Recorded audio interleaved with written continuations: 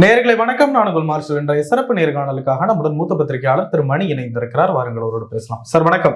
வணக்கம் மார்ஷல். இந்த கூட்டணி முயற்சியின் கதாநாயகனாக திருமாவளவன் அவர்கள் பார்க்கப்பட்டார். அவரே ஒரு பேட்டியில இப்படிதான் நடந்தது, இப்படிதான் போச்சுன்னு எல்லாத்தையும் புட்டு புட்டு வச்சுட்டு மறுநாள் அப்படியே மாத்தி பேசுறாரு. அதாங்க, இதை நம்ம பதிலே சொல்லணும். இதுக்கு நம்ம பொழிப்புரை எழுத வேண்டிய, விளக்குரை எழுத வேண்டிய அவசியம் இல்லை. அவர் நியூஸ் 18 தொலைக்காட்சியில கார்த்திகை செல்வன் செய்தியாளர் அவர்கள் கொடுத்த பேட்டியை முழுவதுமாக கவனிப்பவர்களுக்கு அவர் உண்மையை புட்டு புட்டு வைத்து விட்டார், நீங்கள் சொன்னது போல என்பது நன்றாக தெரியும். ஆனால் அடுத்த நாள் காலையில் 5-6 தொலைக்காட்சிகள் மைக்க போடும்போது பல்ட்டி அடிச்சு அப்படியே பேசுகிறார். மக்கள் பார்த்து கொண்டிருக்கிறார்கள். நம்ம இதுக்கு எந்த விதமான விளக்க உரையும் கொடுக்க வேண்டியதில்லை, மக்கள் முடிவு செய்வார்கள். இல்ல, திருமாவளவனுக்கு ஏன் இப்படி ஒரு தருமாற்றம்? எனக்கு உண்மையிலே அது புரியும். ஏன்னா அவர் எந்த அளவுக்கு யார் காசு கொடுத்தாலும் தன்னுடைய கொள்கையை விட்டு கொடுக்காதவர், கூட்டணி மாறாதவர், நிறைய பெயர்கள் அவருக்கு இருக்கு.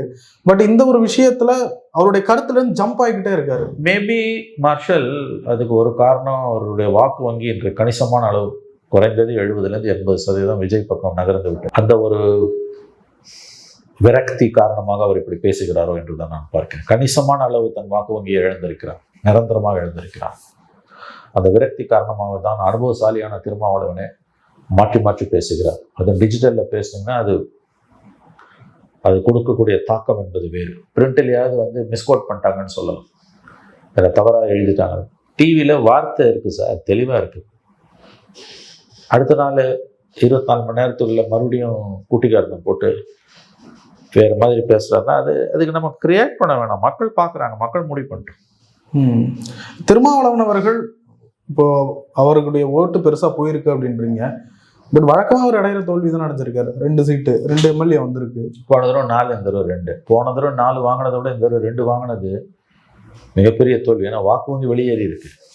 இல்லை சார், வழக்கமாக ஏறுறது இறங்குறது அப்படி பார்க்க முடியாதா? நம்பர்ஸை வச்சு பார்க்காதீங்க சார். நம்பர்ஸை வச்சு பார்ப்பது ரொம்ப தவறான பார்வை. ஓட் பேங்க் ஷிஃப்ட் ஆக ஆரம்பிச்சு, அது ரொம்ப முக்கியம். நீங்கள் கவனிக்க வேண்டியது வெறும் எண்ணிக்கை மட்டும் அரசியல் இல்லை. சில நேரங்களில் எண்ணிக்கை முக்கியம், எல்லா நேரங்களிலும் எண்ணிக்கை முக்கியம் அல்ல. அதை நீங்கள் கவனத்தில் வச்சுக்கணும். அவர் ஏன் இப்படி மாற்றி மாற்றி பேசுகிறாருன்னா, இந்த நிலைமைக்கு காரணம் அவருடைய வாக்கு வங்கி அவரை விட்டு நிரந்தரமாக வெளியேறி கொண்டிருக்கிறது. அதுதான் காரணம். ஒருவேளை திருமாவளவன் அவர்கள் அமைச்சரவையில் பங்கு வகித்தால் அது ஃபேரா இருக்குமா? ஃபேரா இருக்காது. என்ன காரணம்? அவரா இல்லை கட்சியா? திருமாவளவன் அவருடைய கட்சி அது அவங்க எடுக்க வேண்டிய முடிவு. இன்ஃபேக்ட் இந்த கவர்மெண்ட்டுக்கு ஒரு ஸ்டெபிலிட்டி வேணும்னா விசிகா அமைச்சரவைக்குள்ளே போகணும். ஏன்னா வெளியிலேருந்து ஆதரவு கொடுப்பவர்களால் என்றைக்குமே ஆட்சியாளர்களுக்கு தலைவலி தான். ஒரு அரசுக்கு அவர்களுக்கு தனி மெஜாரிட்டி இல்லை என்றால் வெளியிலிருந்து ஆதரிப்பது என்பது தற்கொலைக்கு சமமானது. வெளியிலிருந்து ஆதரிப்பது என்பது ஒரு பெரிய ஆபத்து. அது தலைமையில தொங்குற கத்தி. எப்போ ஆதரவு வாபஸ் வாங்குவாங்கன்னு தெரியாது. அமைச்சரவைக்குள்ளே இருந்தால் வாபஸ் வாங்குவதற்கு வாய்ப்பு குறைவு. அமைச்சரவைக்கான ஸ்திரத்தன்மை என்பது வெளியிலிருந்து ஆதரிப்பவர்கள் உள்ளே போவதால் தான் நடக்கும். அது வெளியிலிருந்து ஆதரிப்பது என்பது எப்பயுமே ரொம்ப ரொம்ப ரொம்ப ஒரு ஆபத்தான ஒரு விளையாட்டு.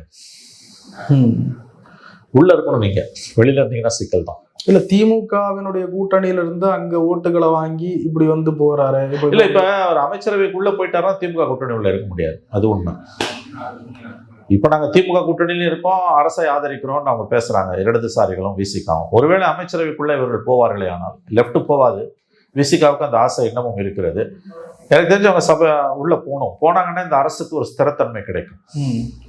விடுதலை சிறுத்தைகள் கட்சியினர் தாவேகாவை மிக கடுமையாக எடுத்தாங்க. திருமாவளவன் வெளில சொல்றாரு, கட்சிக்குள்ள நீங்க துணை முதலமைச்சர் ஆகணும், நம்ம கட்சி ஆட்சி அதிகாரத்துல பங்கெடுக்கணும் அப்படின்னு அவ்வளவு குரல்கள் வலிமையா எழுந்துகிட்டே இருக்கு அப்படின்றாரு. என்ன காரணம் இப்படி ஒரு மாற்றத்திற்கு? அதிகாரத்தை அடைய வேண்டும் என்ற ஆசை விசிகாவுக்கு வந்திருக்கிறது. எனக்கு தெரிஞ்சவங்க விஜயோட கூட்டணியில போயிருந்தாங்கன்னா ஒரு 20 சீட்டு ஜெயிச்சிருப்பாங்க, 3-4 மந்திரிகள் கூட வந்திருப்பாங்க. அந்த வாய்ப்பை அவர்கள் இழந்தார்கள். இன்னைக்கு 2 சீட்டை வச்சுட்டு விஜய்க்கு மெஜாரிட்டி இல்லாததால இது ஒரு வாய்ப்பாத்தி விசிகாவுக்கு வந்திருக்குது. அமைச்சரவைக்குள்ள அவர்கள் பங்கு பெறுவது அரசின் ஸ்திரத்தன்மையை பலப்படுத்தும். ஆனால் திமுக கூட்டணியிலிருந்து விசிகாவை இது வெளியேற்றிவிடும். விசிகாங்க உள்ள போறத ஏற்கனவே ஒரு விஷயத்துக்கு ஆசீர்வதிச்சாங்கல்ல, ஆதரவு கொடுங்க அப்படின்னு. இதே அப்படி பண்ண மாட்டாங்களா திமுக? கண்டிப்பா பண்ண மாட்டாங்க. ஏங்க ஒன்ஸ் ஃபார் ஆல்ங்க, நீங்க அமைச்சரவைக்குள்ள போயிட்டு ஸ்டாலின் வீட்டுல போய் உட்காந்துருப்பீங்களா? இது எப்படி உட்காந்துருப்பீங்க? இது என்ன கதையா இருக்குது? வாய்ப்பே கிடையாது. இப்பயே முடியாது. லோக்கல் பாடி எலெக்ஷன் வந்ததுன்னா விஜய் அரசை ஆதரிச்சுட்டு திமுக கூட்டணியில் இருப்பீங்களா? அப்பயும் அருந்துரும். அது அருந்துரும், அப்பயே அருந்துரும். பெரிய அளவுல விடுதலை சிறுத்தைகள் கட்சி அதனுடைய நிர்வாகிகள், முக்கிய நிர்வாகிகள் எல்லாம் திமுக சார்பா ரொம்ப இருக்காங்க அப்படின்னு நம்ம ஒரு சில மாதங்களுக்கு முன்பாக நேர்காணல்ல பேசணும். ஆனா இப்ப பட்டுன்னு தாவேக்காவுக்கு ஜம்ப் அடிக்கிறாங்கன்னா அவங்களுடைய இலக்குன்றது ஆட்சியில் பங்கு, அதிகாரத்தில் பங்கு. தொண்டர்கள் திமுகவுக்கு எதிராகத்தான் இருந்தார்கள் எப்பொழுதுமே. நீங்க சொல்லக்கூடிய நிர்வாகிகள், எம்எல்ஏக்கள் வேண்டுமானால் திமுகவுக்கு விசுவாசமாக இருந்தார்கள். இன்றைக்கும் அவர்கள் விசுவாசிகள் தான் திமுகவுக்கு. ஆனால் விசிகாவுடைய சராசரி தொண்டர் அதில் ஒரு 70% 80% விஜய் பக்கம் போய்விட்டான். மீதி இருக்கக்கூடிய தொண்டர்கள் நமக்கு அதிகாரத்தில் பங்கு வேண்டும், நம்ம திமுகவுடன் இருக்க வேண்டாம் என்று விரும்புகிறார்கள். ஆனால் அந்த முடிவை எடுக்க விடாமல் அவரை தடுப்பது அவருடைய நிர்வாகிகள் பெரிய அளவில். திருமாக்கு திமுக ஸ்டாலினோட ஒரு புரிந்துணர்வு இருக்கிறது. அதனால அவரும் தயங்குறாரு. பட் கட்சி அவருடைய அரசியல் நிலைப்பாட்டில் அவருடைய கட்சி இல்லை. கட்சி ஆல்ரெடி 70% 80% அங்கே போயிடுச்சு விஜய் கிட்ட. மீதி இருக்கக்கூடிய தொண்டர்களும் நம்ம தாவேக்காவோட போகணும் தான் விரும்புகிறாங்க. அந்த கருத்துக்கு எதிராக செயல்பட விரும்புகிறார் திருமா. அது அவ்வளவு சுலபம் அல்ல. ஒரு பக்கம் நிர்வாகிகள், ஒரு பக்கம் தொண்டர்கள். 5 ஆண்டுகளில் தலித்துகளுக்கு இழைக்கப்பட்ட கொடுமைகளுக்கு பிறகு திமுகவை எப்படி ஆதரிக்க வேண்டும் என்பது, ஏன் ஆதரிக்க வேண்டும் என்பதுதான் பெரும்பாலான விசிக தொண்டர்களின் கருத்தாக. பாஜக எதிர்ப்புக்காக அது ஒண்ணுதான். அது ஒன்றை வச்சு வண்டியை ஓட்ட முடியாது ரொம்ப நாள். இல்லை, இப்போ சேச்சுரேஷன் பாயிண்ட்னுவாங்க. திரும்ப திரும்ப பிஜேபின்னு சொல்லிட்டு திமுகவுக்கு நீங்க ஜால்ரா போட்டதுன்றது இந்த எலெக்ஷன்ல அது எடுபடாது. இங்க இருக்கக்கூடிய சிக்கல்களை பத்தி நீங்க பேச மறுக்கிறீங்க. எல்லாத்தையும் தூக்கி போய் பிஜேபி தலையில வைக்கிறது, இந்த நாடகம் ரொம்ப நாள் ஓடாது. அதனாலதான் நீங்க என்ற கட்சியை இழந்து கொண்டிருக்கிறார் திரும்ப. இந்த இந்தியா கூட்டணி என்னங்க சார் ஆச்சு? அது இல்ல, அது எங்க இருக்குது? டி ராஜாவே சொல்லிட்டார்ல, பல மாநிலங்களில் இந்தியா கூட்டணி சிதறி கொண்டிருக்கிறதுன்றது. தமிழ்நாட்டில் மட்டும் கொஞ்சம் முடிஞ்சு போச்சு. காங்கிரஸ் போயிடுச்சு, அவ்வளவுதான். திமுகவோட காங்கிரஸ் இல்லை. அடுத்த எலெக்ஷன்ல கண்டிப்பா இப்ப இருக்க கட்சிகளை மதிமுக இருக்காது. அவங்க 2 எம்எல்ஏவும் திமுக சிம்பல் நின்னவங்க அன்னைக்காக நம்பிக்கை கோர தீர்மானத்துக்கு சபைக்கே போல. என்ன காரணம்? வைகோ கேட்கணும். நீங்க வைகோ ரொம்ப உற்சாகமா இருந்தாரு விஜய் அவர் வீட்டுக்கு போன பிறகு. இன்னைக்கு அவங்க விஜய்க்கு எதிராக போட்டா பதவி போயிடும். ஏன்னா டிஎம்கே சிம்பல்ல நிற்கிறாங்க. சொந்த சின்னத்தில் நிற்க முடியாததன் அவலத்தை இன்று அனுபவிக்கிறார் வைகோ.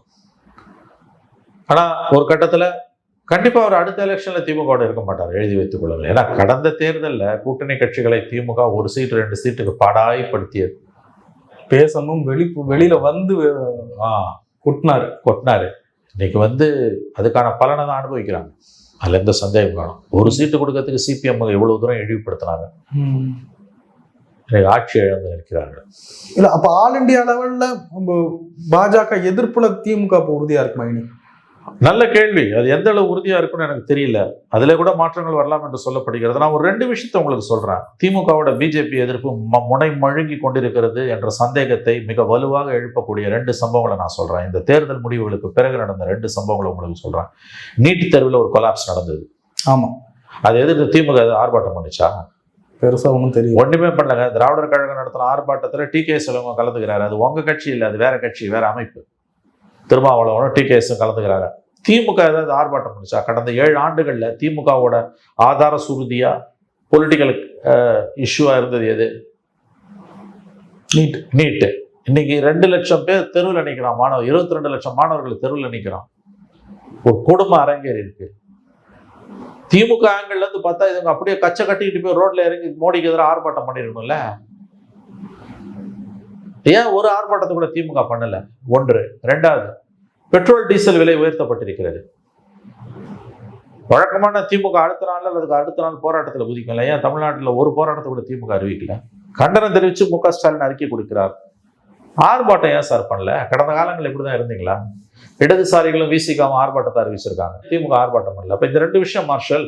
நீட் தேர்வில் திமுகவின் மௌனம் ஏன் ஆர்ப்பாட்டம் பண்ணல? ஸ்டேட்மெண்ட் பத்தாது. இதை வச்சுதானே நீங்க வண்டியை ஓட்டினீங்க 21 எலெக்ஷனு. செங்கல்ல தான் காமிச்சேன். முதல் கையெழுத்துனீங்க. 2வது முறையா கொலாப்ஸ் ஆகுது. நீங்க ஒண்ணுமே பண்ணல, ஆர்ப்பாட்டம் பண்ணல, ஒண்ணுமே இல்லை. 2வது, பெட்ரோல் டீசல் விலை உயர்வு எதிர்த்து ஏன் கடந்த காலங்களில் மாவட்ட தலைநகர்கள் பூரா ஆர்ப்பாட்டம் நடக்கும், ஏன் நடக்கல? அப்ப பாஜக எதிர்ப்பில் திமுகவின் பாஜக எதிர்ப்பு முனைமழுங்கி கொண்டிருக்கிறது. ஏன்னா காங்கிரஸ் வெளியில போச்சுன்னா இவங்களுக்கு ஒரு மத்திய தேசிய அளவில் ஒரு கட்சியின் ஆதரவு தேவை. மெல்ல மெல்ல இவர்கள் பிஜேபி நோக்கி நகரலாம். ஏற்கனவே 5 வருஷம் பவர்ல இருந்தவங்க சார், இவங்க மறந்துடாதீங்க. ஆக்சுவலா அந்த இமேஜ் இப்ப டிவி கேக்கு போயிட்டு இருக்கா? ஆமா, பிஜேபி எதிர்ப்பையும் டிவிக்கு மல்ல மல்ல கபலீகரம் பண்ண பாக்குறாங்க. இப்ப அவர் பிஜேபி எடுத்து ஒரு வாரத்தை கூட பேசலங்க. அவரு திரும்ப பெறணும்னு ஒரு ஸ்டேட்மெண்ட் விட்டாரே தவிர அவரும் ஆர்ப்பாட்டம் பண்ணல. அவரு பட வேண்டியதானே. அவரு பிஜேபி எதிர்ப்பை சும்மா அப்படி நாம் கேவாஸ் வச்சுக்கிட்டு மத்திய அரசோட மோதக்கூடாது, மத்திய மாநில அரசு உறவுகள் வேறு, கட்சி உறவு வேறுன்னு இந்த கதையெல்லாம் ஆளந்துங்கன்னா அவரும் பிஜேபி எதிர்ப்பை கையில் எடுக்கல. அவர் எடுக்கலன்னா அது புரியுது. ஏன்னா அவர் கட்சி ஆரம்பிச்ச 2.25 வருஷத்துல பிஜேபி எதிர்ப்பு கிட்டத்தட்ட சுத்தமா கிடையாது. ஆனா கடந்த 7 வருஷமா பிஜேபி எதிர்ப்புலயே வண்டியை ஓட்டின திமுக இன்னைக்கு நீட்டு திமுகவோட ஆதார சுருதியில ஒண்ணு அது கொலாப்ஸ் ஆயிருக்கு. ஏன் ஒரு ஆர்ப்பாட்டத்தை தமிழ்நாட்டில் நடத்தல? மாவட்டம் பூரா வேணாங்க, ஒரே ஒரு ஆர்ப்பாட்டம் சென்னையில ஏங்க நடத்தல? அப்புறம் பெட்ரோல் டீசல் விலை உயர்வு, ஏன் ஒரு ஆர்ப்பாட்டத்தோட திமுக நடத்தல? அப்போ மோடி அரசுடன் பிஜேபியுடன் ஒரு விதமான ஒரு சமரச போக்கு என்று சொல்ல முடியாவிட்டாலும் ஒரு மென்மையான போக்கை கடைபிடிக்க திமுக விரும்புகிறது. மாறிக்கொண்டிருக்கக்கூடிய அரசியல் சூழ்நிலையில் காங்கிரஸ் திமுகவை கைவிட்டு தாவேகாவை நோக்கி நகர்ந்த பிறகு என்ற ஒரு கருத்து, ஸ்கூல் ஆஃப் தாட் நிலவுகிறது. இதை யாரும் மறுக்க முடியாது. நேஷனல் லெவல்ல பாஜகவுக்கு எதிரான அணியில் விஜய் ஒரு முக்கிய பங்கு வகிக்க வாய்ப்பு இருக்கா? தெரியல மார்ஷல். இந்த கேள்விகள்லாம் பதில் இப்ப சொல்ல முடியாது. அடுத்தவர் என்ன செய்யறாருன்றதை பொறுத்து பார்க்கணும். நல்ல கேள்வி இது. பட் அப்படி அவர் நின்னாருன்னா தமிழ்நாட்டில் திமுக ரோல் இல்லாம போயிருக்கும், கம்ப்ளீட்டா கொலாப்ஸ் ஆயிடும். அப்படிலாம் ஒரு ஸ்டாண்ட் அவர் எடுத்தாருன்னா தமிழ்நாட்டில் திமுக மேலும் மேலும் வலுவிழக்கும், மேலும் மேலும் வலுவிழக்கும். அக்ரஸிவ் ஆன்டி பிஜேபி ஸ்டாண்டை விஜய் எடுக்கிறாருன்னா திமுகவோட யூஎஸ்பியும் காலி. இந்த கடந்த 8 வருஷமா திமுக ஒரே யூஎஸ்பி ஆன்டி பிஜேபி தானே.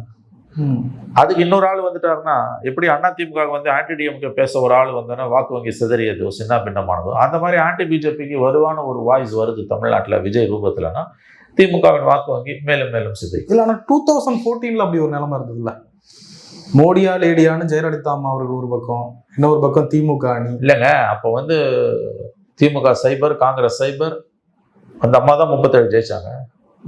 அந்த அளவுக்கு விஜய் ஜெயிப்பாருலாம் நமக்கு தெரியாது. பட் கண்டிப்பா ஒரு குறைஞ்சபட்ச சேதாரத்தை, இப்ப இருக்க சேதாரத்தை விட கூடுதல் சேதாரத்தை அவர் திமுகவுக்கு ஏற்படுத்துவார். அவர் அக்ரஸிவ் ஆன்டி பிஜேபி ஸ்டாண்ட்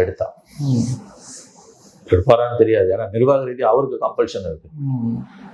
ஒரு வார்த்தை கூட அவர் பெருசா பேசல, ஒரு ஸ்டேட்மெண்டோட நிறுத்திக்கிறாரு. உங்க ஸ்டேட்மெண்ட் ஒன்று கண்டினியூஸா சொல்லிட்டு இருக்கீங்க, அந்த ஸ்டேட்மெண்ட்டுக்கு இப்போ உயிர்ப்பு இருக்குன்னு நினைக்கிறீங்களா? எந்த காரணத்திலும் என்ன காலத்திலும் விசிக கம்யூனிஸ்டுகள் பாஜக பக்கம் போவாது, ஆனா திமுக போவாதுன்னு சொல்ல முடியாதுன்னு. அது இப்பயே நான் அது உறுதியா சொல்றேன். எந்த கட்டத்திலையும் 2 கம்யூனிஸ்டுகளும் விசிகாவும் பாஜக பக்கம் போக மாட்டாங்க. திமுக போவாதுன்னு சொல்ல முடியாதுன்னு நான் சொன்ன ஸ்டேட்மெண்ட் மெல்ல மெல்ல மெல்ல மெல்ல மெல்ல மெல்ல இன்று உறுதியாகி கொண்டிருக்கிறது. அதற்கான ரொம்ப சின்ன சிம்டம்ஸா நான் இந்த 2 விஷயங்களை பார்க்கிறேன். நீட் குளறுபடி 22 லட்சம் மாணவர்கள் தெருவில் நிற்கிறாங்க. ஒரு ஆர்ப்பாட்டத்தை கூட ஏன் திமுக நடத்தல? நம்பர் 1. நம்பர் 2, பெட்ரோல் டீசல் விலை உயர்வு, அதை எதிர்த்தியும் ஒரு ஆர்ப்பாட்டம், கண்டன ஆர்ப்பாட்டத்தை நடத்தல. சும்மா ஒரு ஸ்டேட்மெண்ட்டோட முன்னாள் முதலமைச்சர் ஸ்டாலின் இதை நிறுத்திக்கிறார். இது ஒரு அடையாளம். பிஜேபிக்கு எதிரான திமுகவின் அரசியல் கடந்த காலங்களை போல் இனி இருக்காது. போய் பிஜேபியோட நாளைக்கே சேர்ந்துருவாங்கன்னு நான் சொல்லலை. பட் எல்லா விதமான ஆப்ஷன்ஸையும் அவங்க ஓப்பன் பண்ணி தான் வச்சிருக்காங்கன்றதுக்கான உதாரணம் தான் விஜய் பதவியேற்ற இந்த 10 நாட்களுக்கு நடைபெற்ற இந்த 2 சம்பவங்கள்.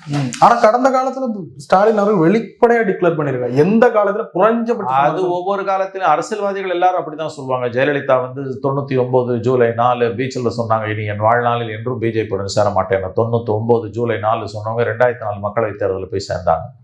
அதே மாதிரி 2014 காங்கிரஸ் உறவை திமுக அறுத்த பிறகு 2013 அறுத்தாங்க. 14 மக்களவைத் தேர்தலின் போது ஸ்டாலின் சொன்னது, இனி ஒருபோதும் காங்கிரசுடன் சேர மாட்டாங்க. 16 போய் சேர்ந்தாங்க. அதனால அரசியல்வாதிகளுடைய அந்த பேச்சுக்கு எந்த அர்த்தமும் கிடையாது. பிஜேபியுடன் திமுக போகாது என்பதற்கு எந்த உத்தரவாதமும் கிடையாது. அவர்கள் போகக்கூடியவர்கள் தான், கடந்த காலத்தில் போனவர்கள் தான், வருங்காலத்திலும் அவர்கள் போவதற்கான வாய்ப்புகள் இருக்கின்றன. அந்த டைரக்ஷன்ல ஒரு சின்ன சிம்டம் தான் இந்த 2 விஷயங்கள். நீட்டுக்கு எதிராக ஆர்ப்பாட்டம் நடத்தாதது, நீட் கொலாப்ஸுக்கு எதிராக இப்ப நடந்த விஷயத்துல, அப்புறம் பெட்ரோல் டீசல் விலை உயர்வுக்கு எதிராக ஆர்ப்பாட்டம் நடத்தாது. மு.க. ஸ்டாலின் அவர்கள் இந்த தோல்வி குறித்து ஆராய ஒரு கமிட்டி ஒன்று போட்டிருக்காரு. நீங்க ஓப்பனா சொல்லுங்க அப்படின்னு சொல்லிட்டு அதுக்கு அந்தந்த டீம்லாம் நியமிச்சிருக்காரு. எப்படி பாக்குறீங்க? நான் சொல்வதற்கு எதுவும் இல்லை, அவர்களுக்கு நம்முடைய வாழ்த்துக்கள். அவ்வளவுதான். ஏன் அப்படி?